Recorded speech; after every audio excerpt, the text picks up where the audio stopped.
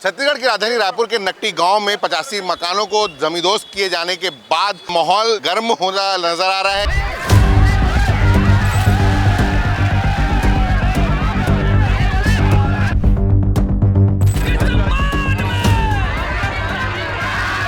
इस वक्त जब हम ये रिपोर्ट कर रहे हैं छत्तीसगढ़ की राजधानी रायपुर से 12:30 बजे से 9 बजे तक करीब 8.5-9 घंटे नकटी गांव के लोग यहाँ पहुंचे थे और प्रदर्शन कर रहे थे, मांगे रख रहे थे अपनी कि हमें इसी गांव में हमें जमीन दी जाए। लेकिन प्रशासन की तरफ से इनकी सुनवाई के लिए खाली एक एडीएम आए, उन्होंने आके ज्ञापन लिया, कलेक्टर तक यहाँ मिलने नहीं आए। और सरकार की तरफ से अगर कोई उच्च सबसे बड़ा अधिकारी कोई मिलने आया है तो वो एक एडीएम आए मिलने, इसके अलावा कलेक्टर तक कोई फुर्सत नहीं मिली। मंत्री विधायक तो कोई मुलाकात किया ही नहीं, लेकिन एक कलेक्टर तक कोई यह नहीं हुआ कि 85 मकानों को जमींदोज करने के बाद वे इनसे आकर मिल सकें। देखिए, ये सब सलाह आपको देनी चाहिए थी पहले।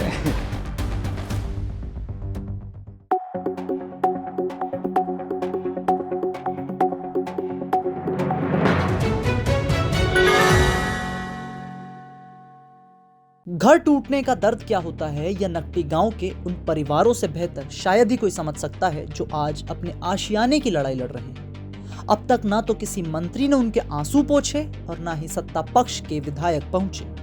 न्याय की उम्मीद लेकर ये लोग कलेक्ट्रेट पहुंचे थे, लेकिन पूरे दिन इंतजार के बाद भी जिले का सबसे बड़ा अधिकारी कलेक्टर तक उनसे मिलने नहीं आया। आखिर में सिर्फ एक एसडीएम आए, ज्ञापन लिया और चले गए।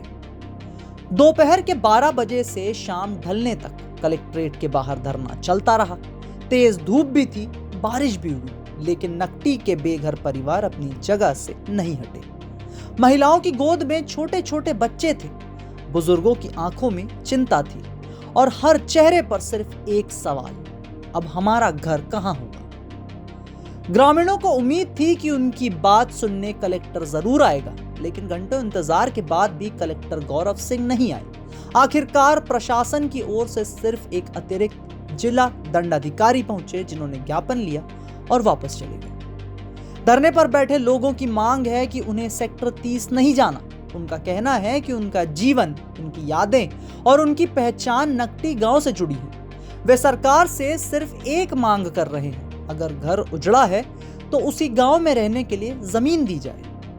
ग्रामीणों ने सवाल भी उठाए। उनका कहना है कि अगर सेक्टर 30 रहने के लिए इतनी अच्छी जगह है तो जनप्रतिनिधि खुद वहां 24 घंटे रहकर दिखाएं। उनका दावा है कि वहां ना पर्याप्त सुविधाएं हैं और ना ही वह जगह उनके परिवारों के लिए उपयुक्त है। शहर और जिला कांग्रेस कमेटी के नेतृत्व में यह धरना आयोजित किया गया था। धरना खत्म होने से पहले ग्रामीणों ने प्रशासन को 24 घंटे का अल्टीमेटम दिया। उनका कहना है कि अगर उनकी मांगे नहीं मानी गई तो शुक्रवार को वे फिर कलेक्टरेट आएंगे और इस बार अनिश्चितकालीन धरने पर बैठेंगे। शहर जिला कांग्रेस अध्यक्ष श्री कुमार शंकर मेनन ने कहा कि नकटी गांव के गरीब, मजदूर और महिलाओं की आवाज सुनने के बजाय प्रशासन ने कलेक्टरेट के दरवाजे उनके लिए बंद कर दिए। श्री कुमार मेनन जी हमारे साथ हैं, शहर कांग्रेस के अध्यक्ष। मेनन जी, मैं बोल रहा हूँ, अब 3 विधायकों ने मना किया। अब 26 तारीख को नोटिस जारी हुई थी और 29 तारीख को तोड़फोड़ हुई है। 3 दिन तक कांग्रेस कहाँ थी? देखिए, 3 दिन तक कांग्रेस, 3 दिन की बात नहीं, 3 महीने, 6 महीने, साल भर से कांग्रेस उनके साथ है। कांग्रेस पार्टी लगातार संपर्क में है। हमारे ग्रामीण के अध्यक्ष, हमारी पूर्व विधायिका, हमारे ब्लॉक के अध्यक्ष, तमाम दरसिवा क्षेत्र के लोग उनके साथ संपर्क में थे, लेकिन वो बेचारे धोखे में रहे। उनको बृजमोहन अग्रवाल जी, अनुज शर्मा जी के ऊपर भरोसा था। जब हमारे लोग वहां जाते थे, जब बात करते थे, उन लोग एक ही बात करते थे, भैया हम लोग नहीं चाहते कि इसमें राजनीति हो, हम लोग नहीं चाहते कि वहां पर कोई 2 पार्टी का सिस्टम हो, कांग्रेस भाजपा वाली बात हो, इसलिए आप लोग अभी मत आओ, हम लोग को जब जरूरत पड़ेगी हम आपके पास आएंगे। ये लोगों ने आश्वासन दिया है, इन लोगों ने हमको आश्वस्त किया है कि हमारी जमीन नहीं तोड़ी जाएगी, हमारे घर नहीं तोड़े जाएंगे।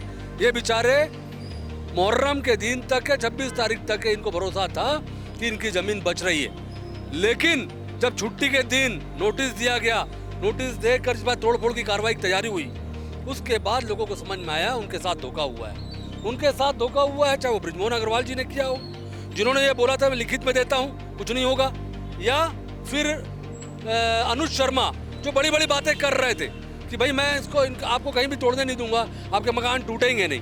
उन दोनों के धोखा खाने के बाद लोगों ने हमसे संपर्क किया और जिस दिन टूट रहा था उस दिन भी हमारे ब्लॉक के अध्यक्ष, हमारे कांग्रेस के पूर्व जिलाध्यक्ष उदय वर्मा, अनीता शर्मा, पूर्व विधायक, तमाम लोग वहां गए थे। और मैं आपसे पूछना चाहता हूं, आप जागरूक पत्रकार हैं, आप लोग खुद नहीं जा पा रहे थे अंदर में, आपके लोगों को जाने नहीं दिया गया था। हमारे साथी यूथ कांग्रेस के साथी मोटरसाइकिल में बैठा के लोगों को अंदर ले जा रहे थे। चारों तरफ से 5000 पुलिस को ले जाके खड़ा कर दिया गया था। वैसा तानाशाही रवैया अपनाकर उन्होंने तोड़ा था।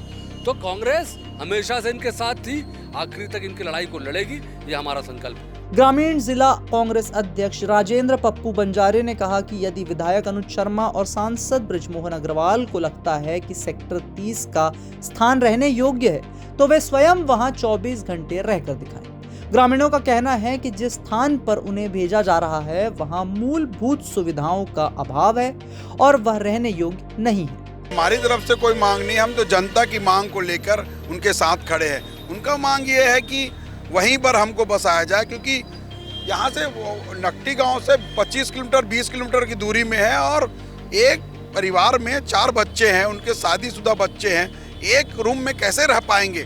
क्या बृजमोहन अग्रवाल एक रूम में पूरे परिवार सहित रह पाते हैं क्या? क्या अनुज शर्मा एक रूम में रह पाएंगे क्या? तो गरीबों का जो दर्द है वो उनको लेके हम लोग उनके साथ में खड़े हैं। उनकी 2 मांगे हैं। एक तो वहीं पर हमको जो है 2.5 डिसमिल जमीन दिया जाए, जो लगभग 66 एकड़ में ज़्यादा से ज़्यादा रोड नाली निकाल के अगर 6-7 एकड़ होता है, बाकी जमीन का उपयोग कर ले।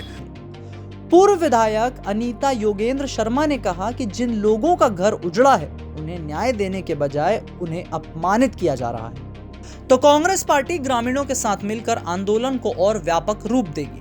देखिए, हम लोग 12:30-1 बजे के करीब से यहाँ पे बैठे हुए हैं। शासन प्रशासन मौन है, उनके पास कोई जवाब नहीं है। हमने उनसे पूछा कि आप बच्चों की क्या व्यवस्था किए। बच्चे, पढ़ने वाले बच्चे हैं वहाँ पे, जिनका एडमिशन हो चुका है, उन बच्चों का क्या, जिनकी रोजी रोटी चलती थी यहाँ पे। वो नया रायपुर, वो बोलते हैं कि नया रायपुर में व्यवस्था सेक्टर 30 में कर दिए हैं, ये लोग वहीं जाएं। वहाँ उन लोग कैसे जाएंगे? सबसे पहले उनके लिए रोजगार की व्यवस्था है, उसको रोजगार के लिए उनको रायपुर आना पड़ेगा। इतना उसके पास नहीं है, व्यवस्था नहीं है। आज व्यवस्था होता तो वो क्यों वहाँ जाते? दूसरी बात, ऐसा आवास उन्होंने दिया जिसमें पानी नहीं, बिजली नहीं, और कुछ लोगों को दबावपूर्ण वीडियो बना के लोगों को भ्रमित कर रहे हैं कि वहाँ पे सारा व्यवस्था है और इन लोग प्रोपेगेंडा कर रहे हैं। तो आप सब मीडिया के लोग वहाँ भी आके देख सकते हैं कि अभी खिड़की में कांच नहीं लगा है, ना ही वहाँ लाइट है, ना नल में पानी है। 4था मंजिल में अपने बुजुर्ग लोगों को कैसे जाएंगे, कैसे रहेंगे, ये एक बड़ी समस्या। दूसरी, एक ये बोलते हैं कि एक घर में 2 लोग नहीं होते हैं। एक घर में सास ससुर, देवर देरानी, जेठानी और उनके बच्चे, ऐसे करके वहाँ पे 5-7 परिवार रहते हैं। तो क्या एक कमरा में 7 परिवार एडजस्ट हो पाएंगे? लेकिन इसका भी शासन प्रशासन के लोगों के पास कोई जवाब नहीं है।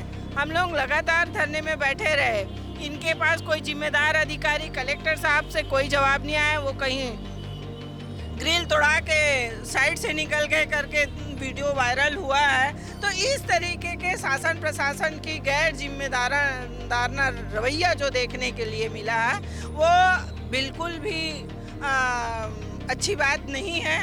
और हम लोगों ने अभी 24 घंटे का अल्टीमेट दिया हुआ है कि आप 24 घंटे के आपके पास समय है, आप 24 घंटे के अंदर में निर्णय ले लें, नहीं तो हम लोग 24 घंटे के बाद अनिश्चितकालीन हड़ताल पे यहाँ पे बैठेंगे। नकटी के इन परिवारों की मांग बहुत बड़ी नहीं है। वे मुआवजे से पहले अपना ठिकाना चाहते हैं, ऐसी जगह जिसे वे अपना घर कह सकें। अब निगाहें प्रशासन पर हैं कि वह इन बेघर परिवारों की पुकार सुनता है या फिर यह इंतजार और लंबा होता जाएगा।